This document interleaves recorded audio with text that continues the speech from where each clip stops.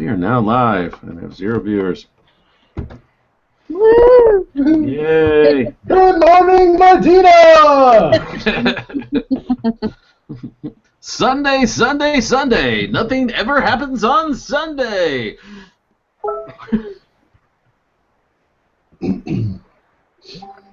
Oh, man. I think we started too early.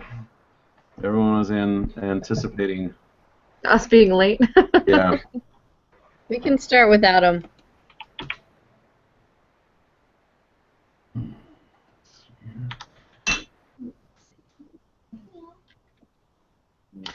We are being recorded. Dance party? Sorry. We need more glow sticks.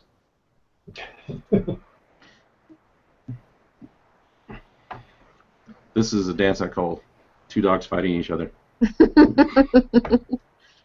This is how big my freezer is.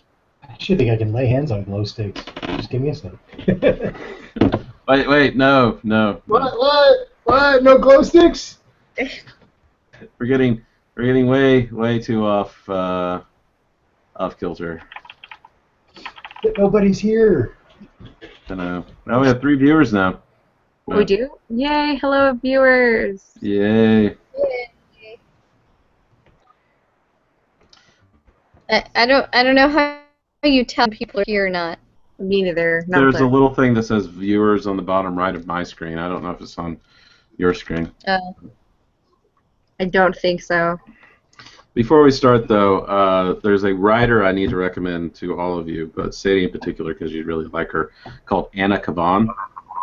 She's a science fiction author. She wrote a bunch during the 60s, and she was a really good early sci-fi writer.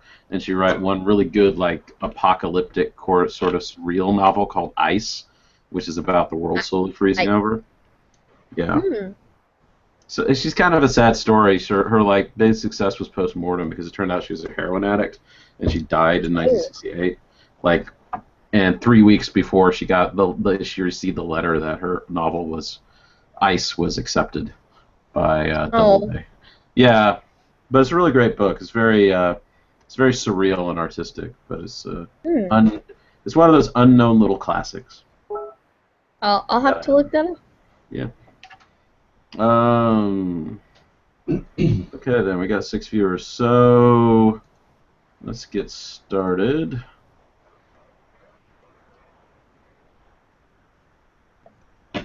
All right. So I have received no further word. Todd is going to be in about 10, 15, 20 minutes, he says. So last game actually went very, very well, especially considering all the things that went wrong or things that could have gone wrong. We had a lot of our core players who were off in far-off realms or otherwise couldn't make it. We had an attendance of about 45 people, though, despite that, which, if you account for the people who couldn't make it, who are regulars, that probably equates to a growth gain. No big problems erupted. We had the new drop pod, which Calvin and his father made, which is fantastic, and I have received requests that we somehow provide rides in that. So people don't conspire to get their characters killed just so they can ride in the new drop pod. No, so it was a great game. No big drama, no big problems. It was a beautiful day. The site was really clean. I didn't get any real complaints about anything. We were visited by a University of Texas student who was a photographer, and she said she had a lot of fun. Yeah. Apparently it was for some school project. Did you see the picture she posted? I don't know. Maybe. Which one was she? She was I forget what the name of her character was because I never know that. But she was the younger brown-haired girl. She had she was running around taking pictures the whole time. That's the best I can describe her. Okay, I think I know. What was her? You said she posted pictures on the Facebook page, right? I'm just wondering. Yeah, I'll track him down here in a second because she actually gave us permission, and now I cannot remember her name. But she took a lot of really Nathalie Elwood is her name. Okay. Yeah, she was there on Sunday, wasn't she? I'm I think 99% sure. Yeah. Yeah. No, she definitely was. She definitely was. Okay. But she took a lot of great pics, and she stuck around the whole time. So Yeah, that's awesome. yeah, Did she get a play, or did she just come for pics? she played. She actually did come play.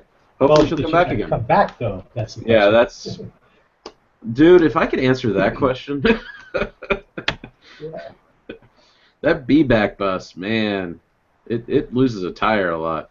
But no, we've had pretty good player retention. I mean, we've had ridiculously good player retention, especially for a small game that's not part of a network or anything. We've had excellent player retention, and at least half that credit goes to you guys and the players, and creating a game people like going to, and isn't a source of any angst or anything. So I mean, we all know how things can get, and you guys have a fantastic community, and I cannot claim credit for that. I can't even claim a majority of credit for that. So hats off I mean, to you guys. Planetfall mentally scars me on a regular basis. I'm honestly not sure why I come back. Because, well, it's Nordic. Because you enjoy that. So Nordic. Yeah. I do this thing kind that of I thing hate. create myself. Yeah, that's so Nordic. You enjoy the suffering. Mm-hmm. I enjoy the silence.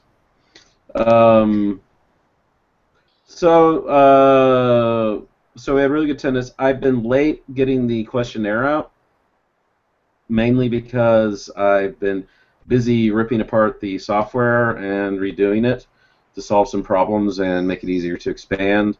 So once I'm at a place where I can stop with that, I'll put together the questionnaire. I've also unfortunately been working late for most of this month, and probably will continue to do so the rest of this month. The only other big thing is that we have Living Games demo game the Thursday of the Living Games Conference in May. We decided to open this up to be an opportunity for our players to kind of try their hand at GMing without having the big, commitment that becoming part of the main game GM staff would be. So we're going to have to run a game using the Planetfall software. We're mainly going to use it to demonstrate our methodology, our play culture, and the app to the normies. And we want to show that off and show off how awesome we are. So we have a big, long room to play it in. And what I would really like to do is give people the opportunity to contribute and shine when it comes to that, and do something like we're definitely going to want NPCs. We're definitely going to want people come up with plot ideas, and I'll be starting a group in this week to kind of put that together, and we'll start brainstorming. So if you know anybody you think would be interested, or if you would be interested in helping out, even just from an ideas perspective, there's nothing in there that's going to be secret. It's going to be a one-shot. It's going to be separate from the Medina timeline. And it's just going to be a quick one-shot event. And we have 2 hours to do it in, which means we have 2 hours. We can't really show off much of the economic stuff. It's mainly going to be more showing off functionality and doing cool sci-fi things. Which is funny because the game that comes right after those Living Games is about dying a slow death floating in space. But that's going to be interesting. Planetfall. What was that? It's Nordic Planetfall. I think Planetfall is quite Nordic to begin with. Thank you very much. Wow. Clint, is that your theme music? Does Commissioner Gordon need help? Commissioner Gordon. It's Indiana Jones, baby. Oh, okay. Sorry. That's my phone. All right. So yeah. So if we can open up the floor, People who are watching, if you want to get in on the QA and ask questions, you may do so. And Yeah, I'll throw. Yeah, Matt, so I'll throw out a anything. couple of comments since I was the only player rep that was at game. I only attended on Sunday. Um, by the time I got there, everyone was pretty much licking their wounds because it was a slaughter the night before, evidently. Um, so yeah, it was a pretty smooth day. Beautiful weather. There were no administrators, no authority figures around, so everyone was actually getting along quite well. So, and like I said, after the night's festivities with just massive clicker attacks and everything, I think everyone was just kind of breathing a sigh that things kind of slowed down the next day, licking their wounds. Everyone was involved kind of in the economics game and crafting and collecting resources and such. And so gave me an opportunity. One, kudos to Matt and your team as far as implementing advancement. I didn't have any problems whatsoever from my end once I got my advancement points in getting everything advanced up and utilizing my skills, my new skills and such during the game. So that worked out well. I did have one question though. I was talking to someone, and I was under the understanding that you would get a certain amount of universal points for just attending the game, in addition to whatever advancement points you earn from skills you use. And I didn't get any additional just universal points. Is that a thing, or is it not? It is not a thing yet. Okay. Once check-in works, you'll automatically get universal points for checking into a game. So you'll be able to do that. Are we going to be awarded any points retroactively, manually for attending? We gave out I forget what it is. I think 500 points per previous game attended, and for now, the entire AP rate, we're going to have to adjust that. So we need to figure out what we want to throw into the mix there. It's not going to be the full 500 because the 500 points was under the assumption that if you had been gaining points in the way you are gaining now, you would have gotten about 500 points per game, which seemed about what people are averaging. And you're getting universal points, which are actually better than points you would have gained that way. So we might be throwing 100 points or something into the universal mix, and that'll help people fill in the gaps as well. And if they really need one sort of point and they can't put it together, they can use the universal points instead. There is a issue with the batch actions not awarding AP properly. We're going to look into that. There's two chains of thought there. Certain actions, if we want them to give a reasonable amount of points, if you forge iron and you forge 4 iron at once, there's an idea that we should give out the same amount of points for doing 1 or 4 at once, because otherwise you just get into multiplication of AP awards and it becomes it just skyrockets how many that a person can do. But there's other things like bullets, where if you're spending the bullets and getting a minuscule amount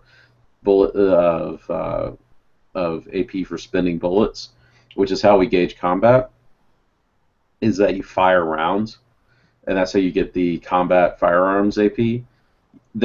People have been spending 20 of those, but that is them doing it retroactively, and they're not getting the full awards for that, and they should. So we're going to have to readjust how that works. So certain tasks, when you multiply them, they give you more points, and certain tasks, when you multiply them, don't. So we're going to have to work on that. And what else? Yeah, that's all the stuff that has to do with AP. The thing about AP is that there's a lot of questions floating around on this, and the thing to emphasize is that what we have now as far as AP goes is kind of an experiment, and the numbers, we have no precedent for how this is going to work out. This is not something where we can guesswork. The fact that we're having task-based XP stuff. That's been done in video games. It's never been done in a LARP in the same fashion as we're doing it now. So we need to assess that and take a look at it, and it's probably going to change a lot. And probably once we break out of beta and go into full release, we're probably going to have like a complete reconfiguration of like the skill and the tech tree, and we're going to have like a completely fleshed out one, and that's probably going to alter how the AP scaling goes. And when that happens, when we go into full release, it is a beta, so we're probably going to have AP rewards based on your participation in the beta, but that's probably going to be rolled and changed into something else when we do that.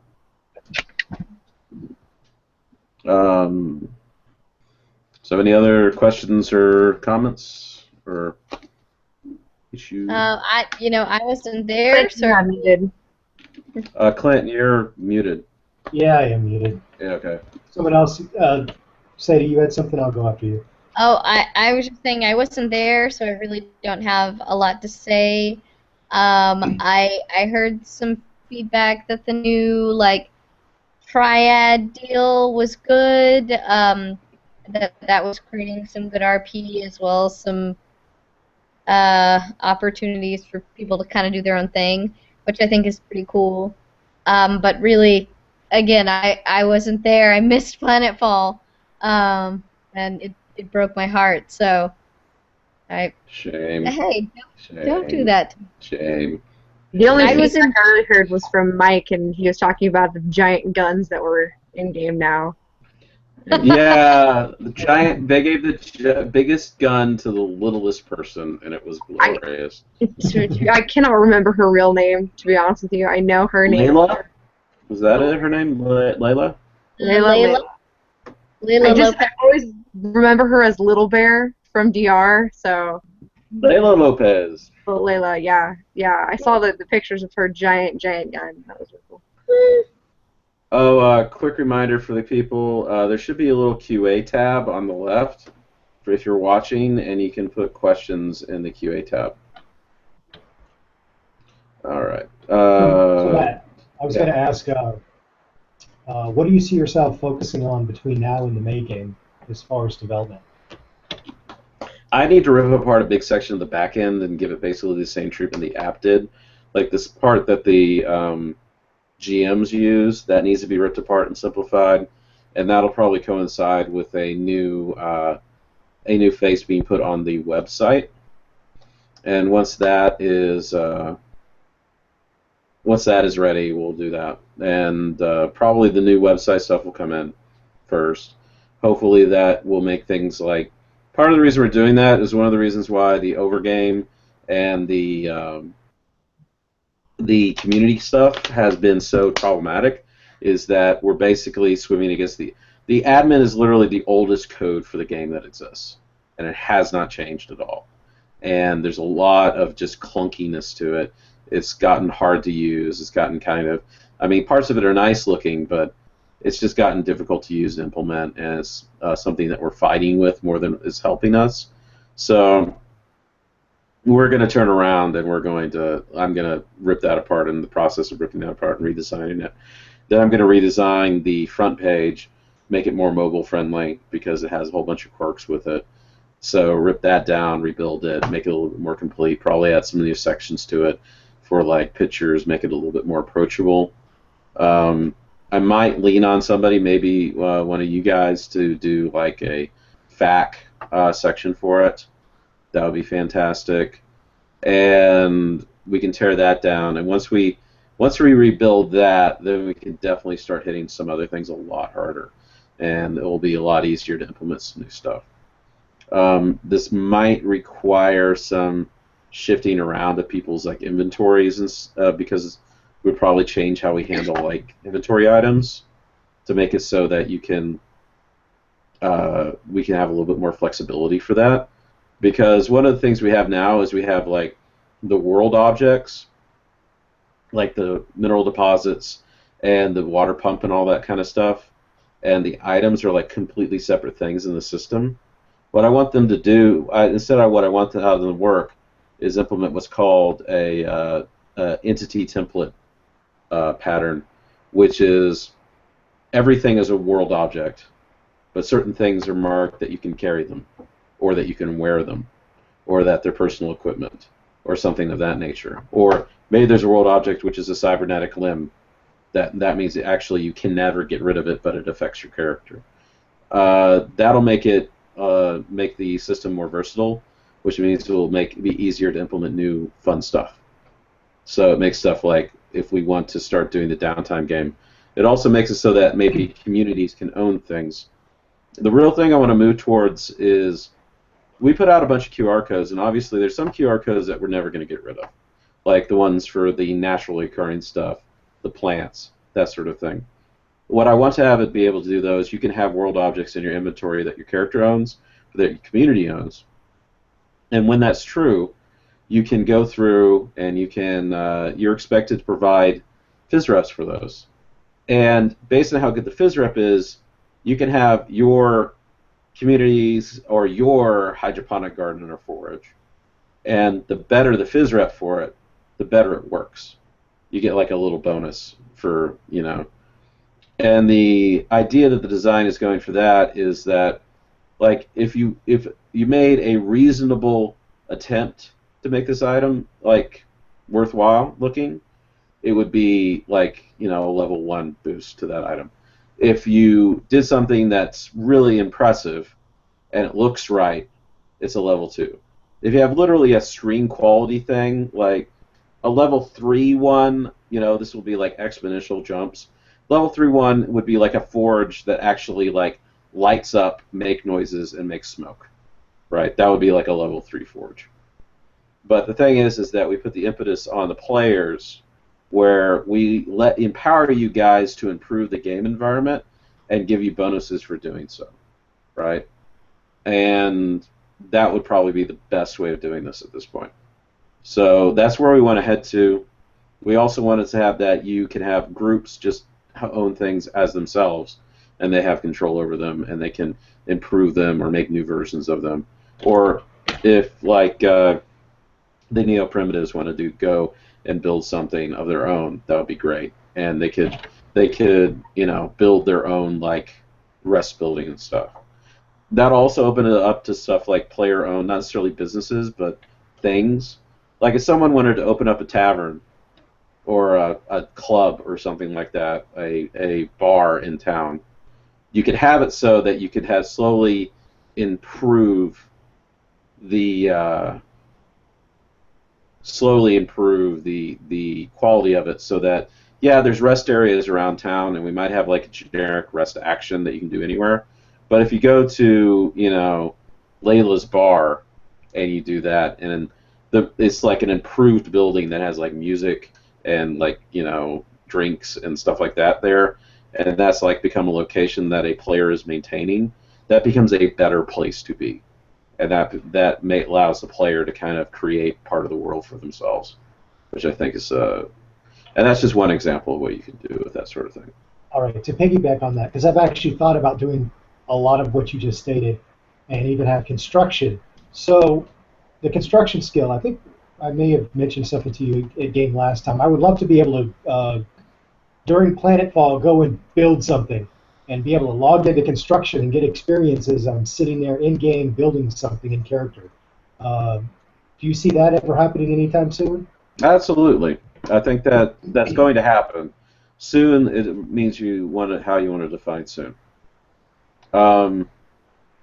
Once we get the system in place that allows for that kind of activity to go on, and once we get a more complete tech tree in place, because right now our tech tree has been very plot-oriented. It's been, we want to build like a very small set of things. What I need to do is, now that we have the proof of concept working, and we have the system that supports that in place, now we can seriously look at, especially once I've rebuilt everything, we can seriously look at making like a full tech tree that allows you to do all sorts of other things, where I can just lay out in front of you, this is like the Universal Blueprint archive, and this is what you need to make this, that, and this, and the other thing. And that's the way to I think that's the way it needs to go into the future, where it is a lot more transparent. Like the skill tree is also going to be more transparent. The character creation is going to be more transparent. I want to put that into the app. And where we have a more complete and understandable like game that's more like the kind of crafting and survival games you see online, where you have a complicated crafting system, but it's exposed, and you could go multiple directions with it. But we have the advantage of, is unlike, we're not running Minecraft or Rust or something like that. We have this ability to have a far more social sort of like social capital sort of game going on, and also economic capital game going on, because we don't have to maintain a community of anonymous, semi-psychopathic gamers online. Which is what I've found is very interesting, is that the fact that you're face-to-face with people, and you don't have to like tolerate or have a game that's catered to people who can just drop out instantly at any time. We're seeing a much more interesting and intricate behavior coming out of Planetfall, even though it has very similar games to other crafting multiplayer games that you would see online, which is one of the more interesting things. Did I answer your question?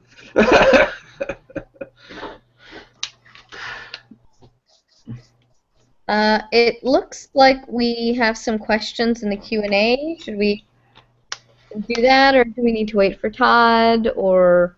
I don't think we need to wait for Todd. Give me 60 seconds. I will be right back, and we'll do Q&A. So Okay. Get your questions in now, kids. I will post up on the meeting saying that they can get their questions in.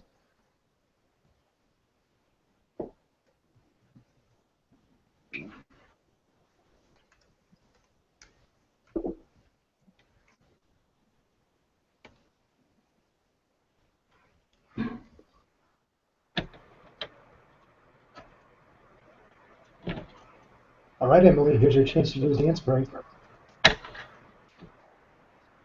Yeah, dance There we break. go.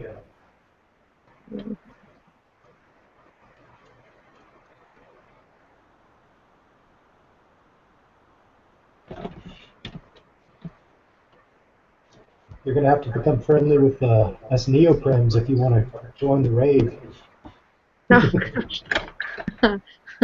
Ward at a neoprim rave. That'll be great. It's going to happen. I mean, we've been talking about it for a while. It's just figuring out all the logistics of it. I can't wait. It's funny because I haven't been there in a while, so all these new players that have come in have no idea what my character's like. Like, I'm sure there's a couple people just watching this thing going, "Who is this chick here? I don't even know her." So once Ward comes back, you're gonna be like, "Oh gosh." Funny. She seems so nice. I don't know what happened. Yeah. She tried to kill me.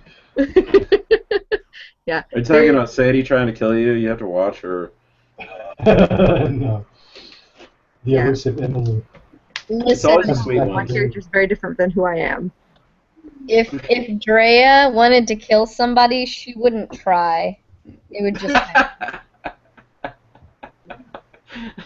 It would just be a roughly chest height blur, and it would just be blood. She would bake them some cookies or some cupcakes and hand it to them, and within a few hours they'd be dead. That one, yeah. Poison, Yeah. carefully placed insinuations about someone doing criminal activities. This is an assassination. This is just guilt tripping. She has 4 ranks in ninja. It's not even melee. It's just ninja. Yeah. Yeah, Well, exactly. and you have a Ninjutsu QR or code called something? Ninja that you can make someone else scan, and they scan it and just goes wow, and as I said, you've been ninja. You report to the staff, make a new character. I like it. Implement it. So questions. Top one. Are you guys able to see the questions? Yes, Okay. I am. I mean, I don't see them, but I'm probably not clicking on the right thing. If you look on the left side of the screen, and you can make the toolbar roll up, and there's a little Q&A speech bubble, and that should be that. I can't. Did they mirror me? Is this my? Am I pointing to the left when I do this? It's my right, but I don't. You're Okay, currently. so I am being mirrored. So this way is pointing left. Okay. Yes. Because if you actually show people what they are, they freak out. Yeah. Okay. Is there any way to have more reusable QR codes for passive skill like mechanical technician help build AP skills? So, is there any way to have more reusable QR codes for passive skills like mechanic, technician, engineering to help build AP for those skills? Perhaps something like maintenance actions. Eventually, yes. We're going to have it so that items have to be maintained and will break down and have to be repaired, and that is what mechanic and technician will be better at that. Engineers will be able to do so, but mechanic and technician allows you to repair things without having that orbit expensive skill, and also means you're better at it. The mechanic is going to be for mechanical items, technician is going to be for electronics.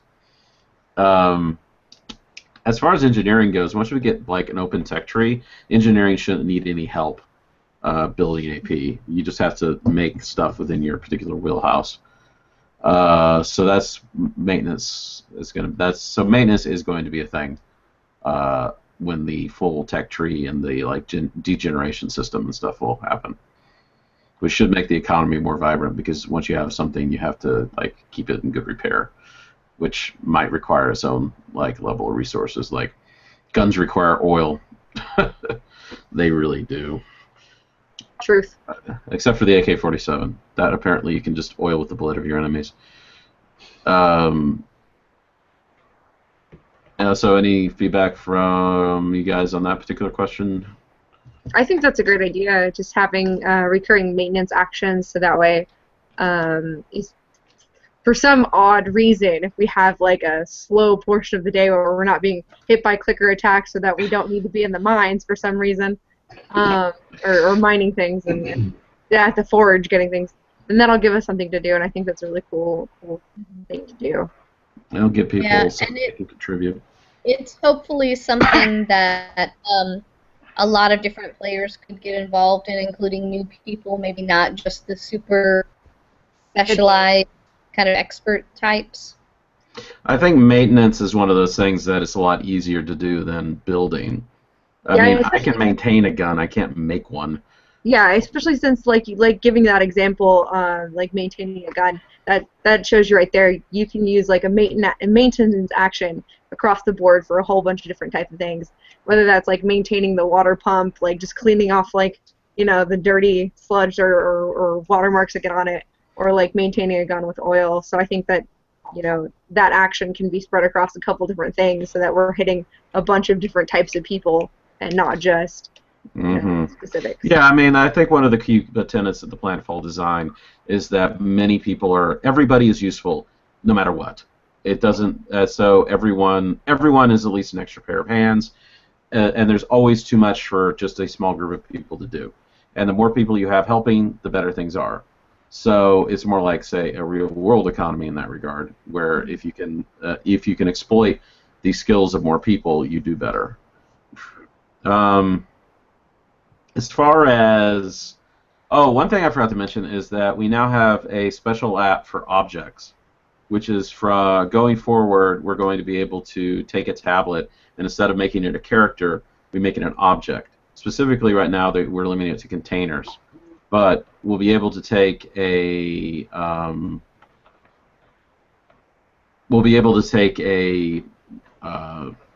like a box. We strap a tablet to the top of it, and you can take things in and out of it from its inventory.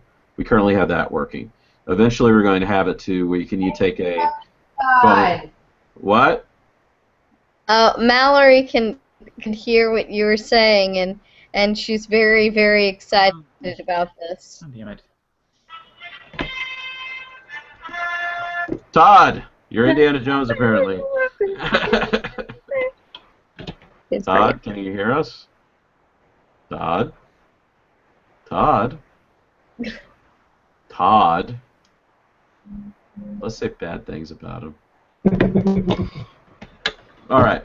So, and eventually, what we're going to use the same functionality to make it so like you can have a water pump that you just load it like an automated water pump. You just load it full of limestone, and for as long as it can, while the app is running, it just processes limestone, and until it's empty, and then it stops, and then it puts water in itself when it does that, and just all sorts of things like that we could do. We could have it so that if you want to have, say, something like the Kubota on site, we could eventually allow you to use something like that, given certain restrictions. And in order to start it, you have an app there that you have to hit start, and it has to have gas in it, and it uses the gas as you have it done. And you have to push that, and you have to stop it in order to have it work. So that's something that came in. That is going to be a lot of fun. And hats off to Cellric actually for getting that working while I was working on the check-in stuff. Okay. I think we're done with that question.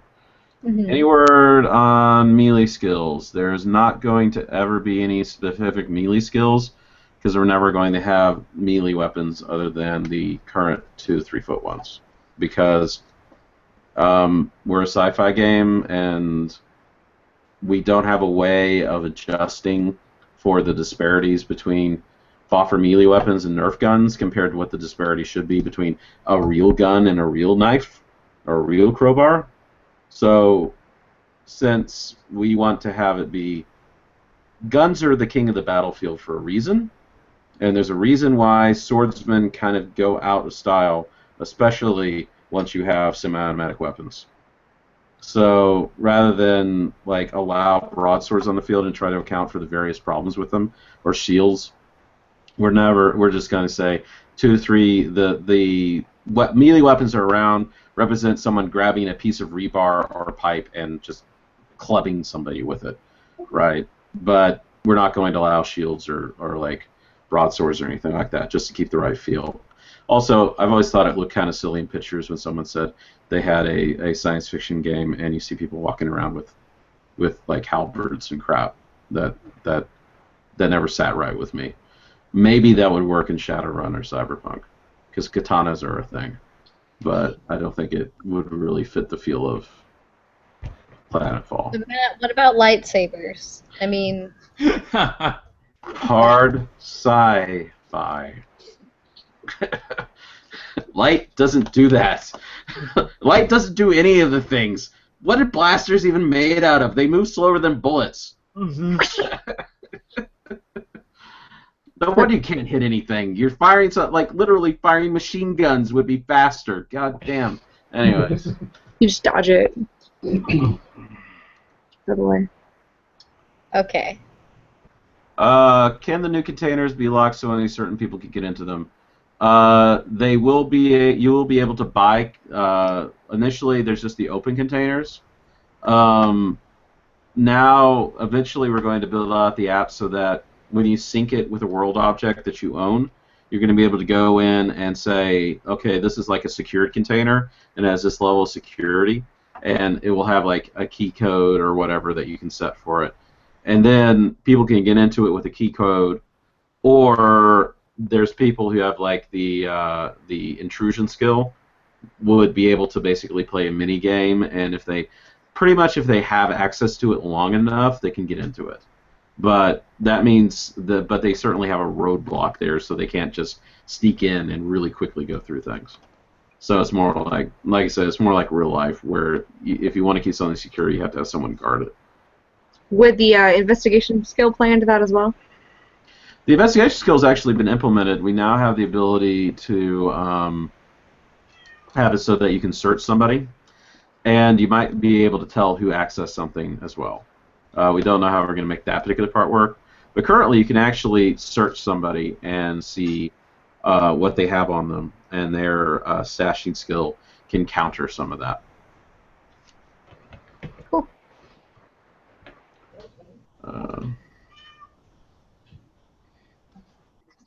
Yeah, we've looked in. We were using the Zeuses, and the question is, have you looked at the blasters, the ones that fearless shoot? Yeah, we love the Zeuses, and the what is it? The Apollo is the mechanical one, not the electric.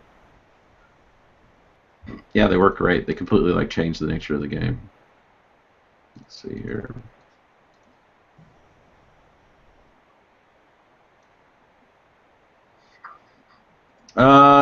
So one of the things we implemented going into this game actually is people were asking about tools, and then rather than pull it down to like atomize it down to like you have a shovel and you have a pick and these things do these things, that thing. We abstracted a little bit so that like we can say this is a basic metallurgy kit. This is an advanced metallurgy kit. You have metallurgy sensors and all this stuff that gives you bonuses to doing those kind of tasks, so that the player had the freedom to represent that kit however they wanted, so that it wasn't any specific like set of tools or something. But if someone had a pick and they wanted that to be their basic mining kit, they could do so. Any idea if kits will ever affect all tasks instead of one?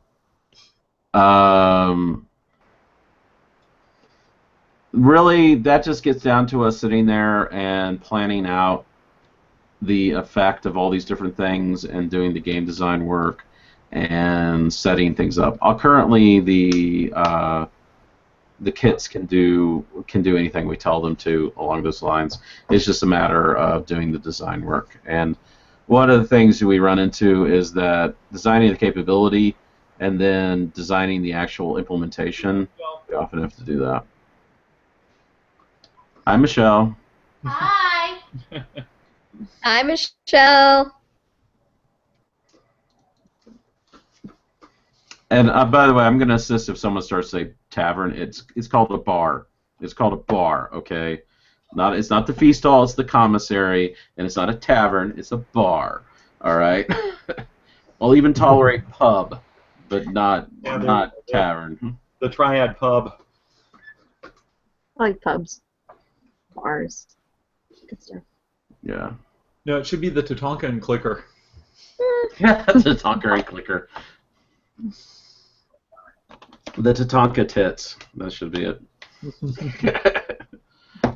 Tatanka. Let's see. Was wondering what character creation development is like for the fresh player. There's a video. I actually just pulled it up, and I can post it into the page. Yes. Post that in. There is a fantastic video that is still currently in date. So, And, I mean, in short, it's very much like character creation kind of for a video game. I mean, you go through the different little skill trees and click on what you want, and you can start over if you need to. So. yep. So you go through, you select your life path, you go in, you say, I want to be somebody who grew up in, I don't know, I was a military brat, and then I went to the military institute. And you get all the military institute skills, and you select which ones you want out of that. And then you say, okay, then I went into the unification forces, and you get all the unification forces skills. And then I ask you, what did you do in the unification forces? And it says, oh, I was a badass out in the Amazon War. And they're like, okay, and here's all the skills related to that, and then you're done. And then you go into the freezer, and then you drop to Medina your first game. Yeah, Sean Moore, I just posted the video in the main Planetfall page. I've actually heard it compared a little bit to, was it Mass Effect with the character paths that you can choose. This one's a lot more complex with its options, and not just like very streamlined as Mass Effect, but a little kind of similar-ish. Sweet. Yeah, and it's pretty intuitive. I've never had anyone not understand it once I get into it. I don't know if you guys ever heard that it was confusing. No. What is it? I'm sorry, I'm having cat problems. Let's see here. Yeah, but also the YouTube page, his YouTube page, Prepare for Planetfall, that video is linked under. If anybody on here hasn't looked through that page, it's got a lot of cool updates. on the game as itself, and a lot of awesome lore that you can look through, and some history videos on Planetfall. And if you haven't already watched those, I highly, highly encourage you to do so, because they're so informative, just on either the development scale or like a lore scale. So they're really awesome videos. The Planetfall history one, that's actually linked on the Prepare for Planetfall webpage. And that's basically a 30-minute. It's 30 minutes total. It's 4 episodes. They're all less than 10 minutes. And it's just a massive data dump on how we got from now to Planetfall era and all of its horrible glory. And all of its spliced together film footage and news footage and stuff. It really helps you understand the history of the game, or like the setting of the game, and gets you kind of in your character headspace. You watch it. So if you haven't yet, I highly recommend it. There's also a few faction trailers up there, including my favorite one's Triad so far, but that was the one I did most recently, so I knew what the fuck I was doing. There's nothing worse than old work. That always is just so terrible.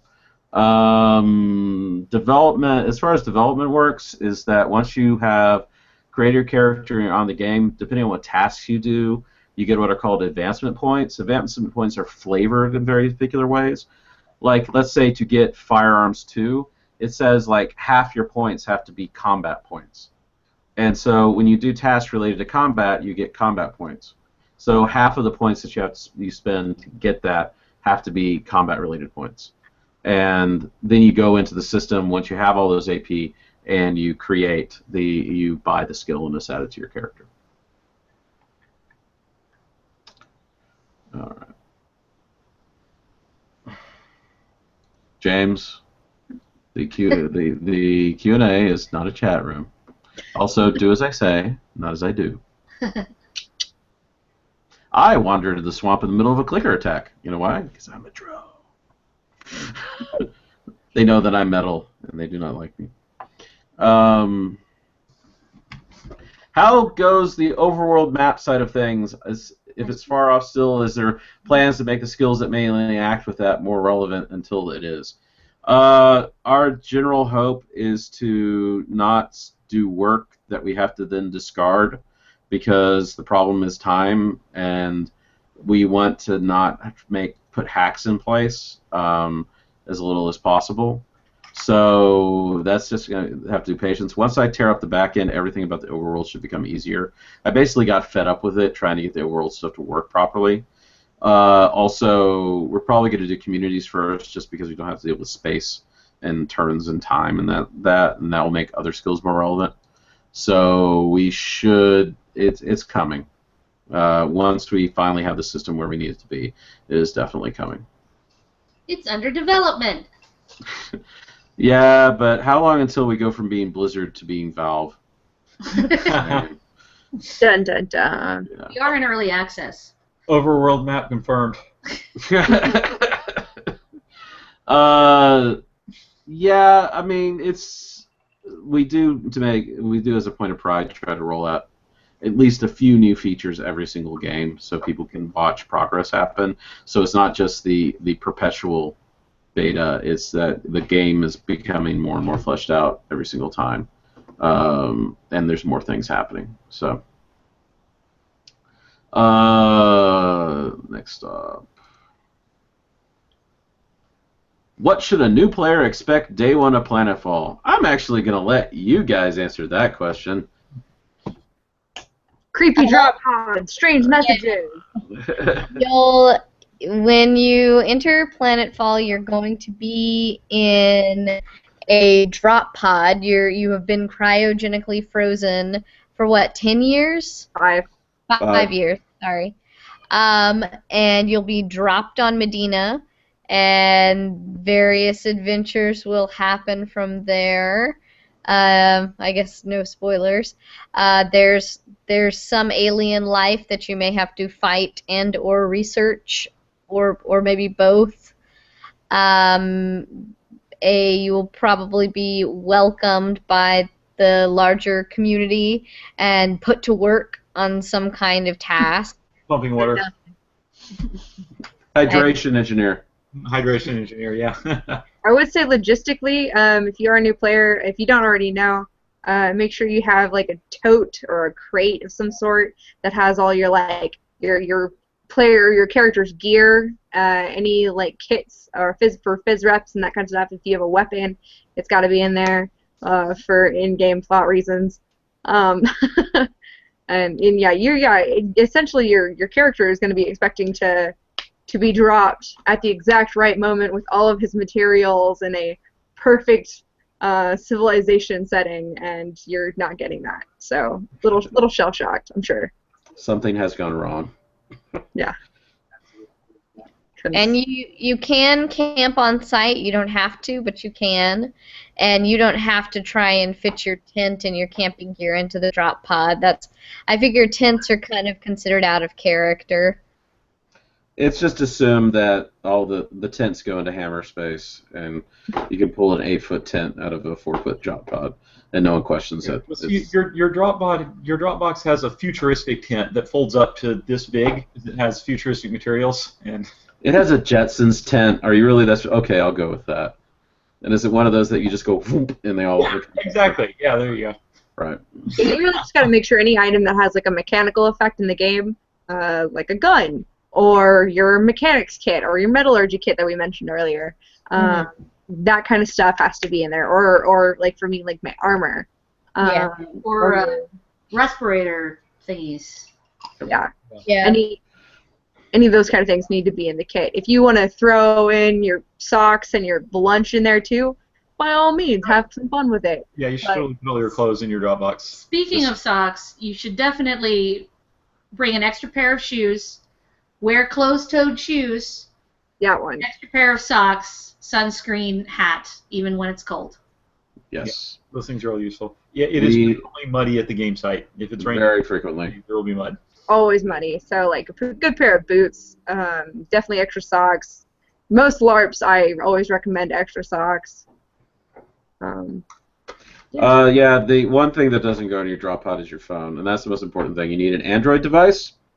If you do not have an Android device, there's a limited supply of loaners. I think we have like 8 that are surviving. We always take donations of people's old Android phones. They aren't used anymore, by the way. And we can sign those out. Those go pretty quickly, though. So the best thing you can do in preparation for the game is you'll frequently find on like Groupon or Amazon, you'll find Android tablets with rear-facing cameras. That's an important part. Usually they run for about $50 or $60. We are not iPhone compatible or iPad compatible because of how they do their licensing. Android actually lets just you install some random guy's program on your phone. But I wouldn't even recommend someone take their $500 iPhone out into the field unless they had it like in an otter case or something like that, because we've lost devices before, and also they go flying into the mud on occasion. Something to mention that happened last game that I wanted to do. So we did have like a very, very minor injury. Everyone handled it. She was fine. Everyone held. One thing I want to commend everyone is like when like the hold signal went up, everybody like froze, and everyone handled it really, really well. So, but it was just someone falling down in the swamp, and unfortunately falling down onto one of those railroad ties. Oh. Yeah, she like fell backwards onto it. But luckily, she was wearing this ballistic vest, which actually shielded her from her. So she got like a bruise, but that was about it. Oh yeah, that would remind me. You should not run barefoot. I would not recommend running around the site barefoot at all. Personal experience on that one. Don't run barefoot through the site. When did this happen? It was a while ago. I almost broke. I ended up fracturing a toe on the stage with all the rocks. Yeah. You were running barefoot when that happened? Yeah. You were changing your shoes. You're changing your socks, and a clicker attack happened, if I remember correctly. Correct. Yes. I'm sorry. With guns, I just like adrenaline rush, and I was running out there. pa pa pa pa pa, and then rock. Things got real for a second there. All right, well, I'm sorry, Sadie, but someone's more Nordic than you. Toka's immersion. I don't know if physical injuries make you more Nordic. I think it's really emotional injury. That is not what the gift says. Yeah, Harrison gifts are source, and apparently slicing your arm open is really, really Nordic. So. Well, on that note, I have to actually sign out because I have to do some real world work to catch up on since I've been in Finland for a week and a half. Aw. Okay. I thought it was Sweden. It was Or- both Okay. Finland and Sweden. Yeah. Well, I'll smell you. So I have to leave a little early, but feel free to like message me with other stuff. Okie dokie. Yeah. Bye, Sadie. Bye bye. Bye. Miss you guys. All right. Questions. More questions. New player character creation style is nice. However, knowing ahead of time the type of character I want to make without knowing the options mean that you can select and what each of those decisions mean. How do I figure that out? Currently, it's trial and error. Part of the intention of the character creation system is that it's very hard to just kind of like go for something. It's meant to be more exploratory and making decisions that make sense for the kind of character you want to play, as opposed to the kind of skills you want. So it is the character creation system works best if you have an idea of the kind of person you want to play, but not necessarily that what skill set you particularly need. If you, for the most part, if you go with the right like kind of gut feelings for if I want to play like a miner and I go into like that particular chain. Hey, Clint, I think we're getting a lot of noise from your mic. Yep. Yeah, we have the so eventually that's going to be exposed, but for now the character creation is designed such a way that you make life decisions and you get skills from it, rather than you make skill decisions and then try to figure out a life story for the person who has those skills. If you need help though, and there's something very particular you want, I will answer those questions and tell you, okay, you can go these directions. Right, yeah, or if you post in the Facebook group, there are other people who probably have trial and error it and can answer it for you. So yeah, just post in the Facebook group and someone will probably answer your question. Go ahead. I was going to say this kind of supports the, take some time to take a look at the background videos and information and learn about the world so that you can. So that when you see Triad INS as a character option, you don't go, what the hell is that? Yeah. You go, oh yeah, I remember that from the video, and I know what that means. I know what that means, and it gives you an idea of, well, I want to be this type of person with these type of skills, and if you have an understanding of the world, then you'll be able to go after that. The thing about Planetfall that I like about it is that it's a game about ideas and philosophies, and the character creation really sort of feeds into that. Yeah, definitely learn about the world. Definitely like watch the videos, read the lore on the forums and the website, and then just understand that while you're doing character creation, you will be going back and forth the whole time. I know when I created my character, I was like getting down to the very last step and then going, oh wait, no, I don't want that, and then backtracking, 3 steps ahead, backwards, just so I can try to get that nice combo that I wanted. So no, you will be doing a lot of back and forth. Maybe have a little pen and paper with you right next to you. We're going to make this more exposed eventually. The intention, though, is that maybe you can't get certain combos, and that's intentional because the game is designed to not allow for jacks of all trades, because roleplay and economics happens when one person has something another person wants more than they do. And that's basically the foundation of all trade, interaction, and conflict. So if you have one person who can do everything all the time, then that person becomes boring, story-wise. So there might be certain combos, like you cannot go full engineer and full combat. That does not happen. It's very hard to go medical and anything else, just like the real world, or science and other stuff, right? And you can spread yourself way too thin and not be able to do that many cool things. So the entire game pushes towards some realistic specializations and tries to counteract like weird combinations that make no sense. So you can't have things so you can't just mix and match freely. You have to show how the hell did you get from being in the black sector to being like working for the administration of United Earth. How did that go? No. You know, they're way too special snowflakey. Hope that answers your question, William. And again, if you guys have any other questions after this, we've concluded this meeting. Please feel free to reach out to any of us here. So we're here for you guys. Yeah, quick aside, just to explain to our new players who might be watching, the Player Council does not work for me. They work for you. They are elected yearly. The people eligible for elections have to have attended a certain number of games the previous year.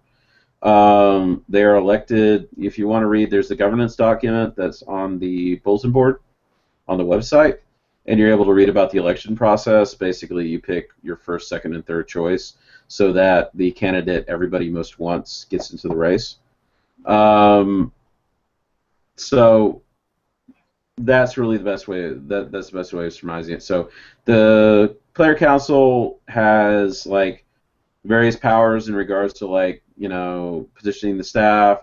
They have permission to deliver anonymous complaints, and they basically are there to advocate for you, so that you don't have to talk to the big mean game mastering staff or be worried about distracting us or something. And instead, these people are there to be your reps, and they are your reps. They were chosen by the players, and that's their job. So please, I know all of them wanted to help and volunteered and ran because they want to help, and they like the game, and they want people to have fun, and they want to help you, the little guy. Me, I'm a crushing tyrant. It's true, I've seen it. Yeah. I killed a guy once. I can't know this. I killed his pride. So. There you go. Okay. Thanks, Brian. That's very sweet of you to say, but that the character creation is well-rounded and cool. I'm actually quite proud of our character creation system.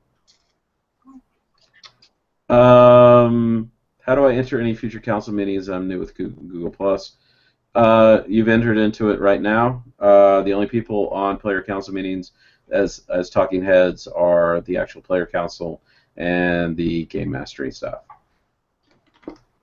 And that'll just like we did this time, the event will be created for the Planetfall Facebook group, and then on the event about start time, once we get all the technical difficulties nailed out, Matt will put up a link to the Hangout. You just click that link, you'll go straight to it. So. Do we have plans to allow alternate characters, like 2 per player, but only 1 per game? We are actively debating that, and the system is not currently set up to support it, so it is not a priority. Given the size of our game, it would probably be best if people stuck to the character they have. So that is being discussed. We'll probably figure something out about that eventually, but it is not a priority for the beta to support alternates. Exactly. That wraps up all the questions. If you have any more questions, type them in now. The Q&A thing is on the left, so if nobody has any more questions, besides the cat. She's full of questions. Yeah, mainly, where's the food? All right, say hello, Cat. Oh, it's a kitty cat. It's a kitty cat. We dropped viewers when you showed the kitty cat. How'd that happen? I thought this was the internet. Right? Yeah, we're supposed to have like 2,000 viewers if that happens. All right, so good meeting, guys. It seemed to go really well. And I hope to see more of you, the player council, out next game. I know you guys are busy, but it'd be really nice to see you guys again.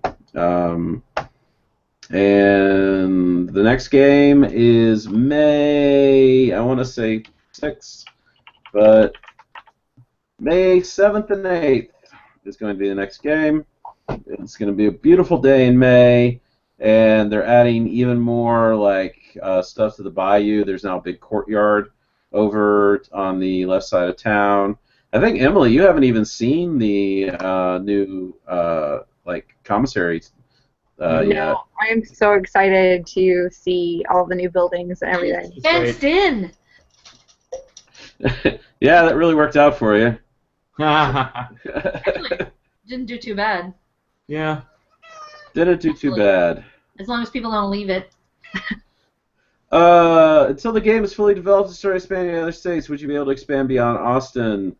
We are not planning on expanding until we're in full release. However, once we're in full release, we will be in perpetual development, as most LARPs are, and introducing new features and expand it.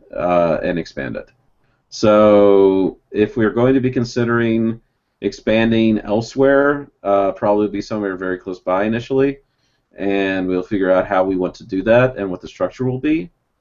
And if that starts that way, we're going to have to figure out how we're going to have all the different games support server and development costs, because it's going to be relying on a centralized thing. We're going to have to figure out who we want to franchise to, under what kind of incentives. There are some active discussions about this. We probably don't want to go with the traditional franchising model because that is both legally and financially onerous.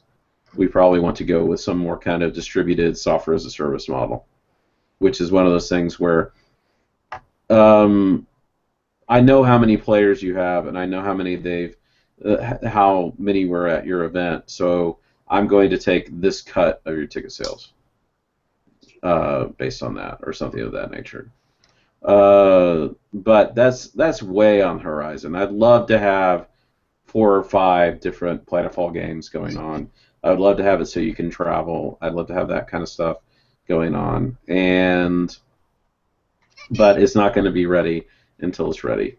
Yeah, I love the promise of the combination of the downtime / overworld game with traveling to different games in reality. So your character is going to travel from colony site A to colony site B. Colony site A being Austin and colony site B being Houston or wherever the other game is. Yes, Houston. And then your character has to actually then travel, using the downtime rules via the website while you're doing that in order to justify it, which sounds pretty cool.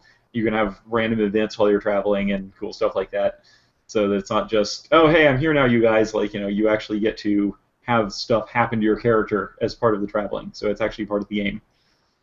Yeah, I'm looking forward to that. I'm also looking forward to being able to go to good GMs that have grown up and have real jobs and maybe still want to run a game without the bullshit, and being able to go to them and say, here's this thing, it runs all the downtime and handles all the character stuff. This is an easy game to run. Run it, and well, that I think will be very appealing, and I hope that people are really feeling. By the way, CSSU command, who the hell are you?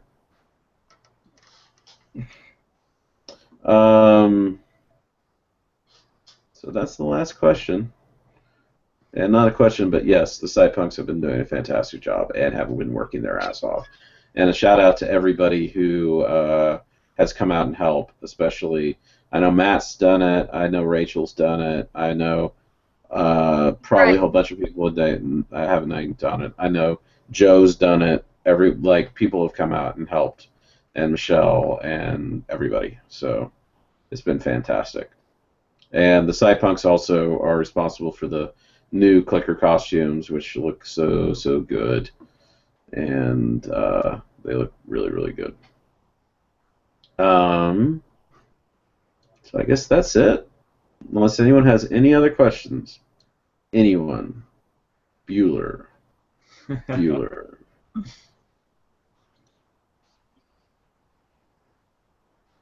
All right, well, I'm going to call this the close then, man. Have a good time. Have a good one. Thanks for coming, guys.